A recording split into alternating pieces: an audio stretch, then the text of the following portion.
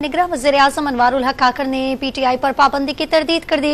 Election commission से इंतखाबात की तारीख पर इसरार को नामुनासिब करार दे दिया। अफगान बाशिंदों की वापसी से मुतालिक वाज़ेह किया कि रजिस्टर्ड अफगान मुहाजिरीन को वापस नहीं भेजा जा रहा। गैर कानूनी मुकीम अफराद को वापस जाने के लिए वक्त दिया है।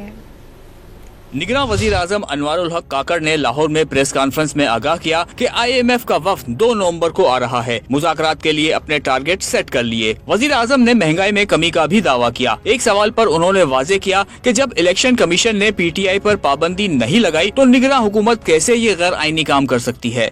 अभी तक इलेक्शन कमीशन ऑफ पाकिस्तान ने PTI पे बतौर सियासी जमात किसी किस्म की कोई पाबंदी नहीं लगाई है, तो निगरान हुकूमत कैसे एक ऐसा अमल कर सकती है जो कि गैर कानूनी और गैर आईनी हो। सवाल ही नहीं पैदा होता।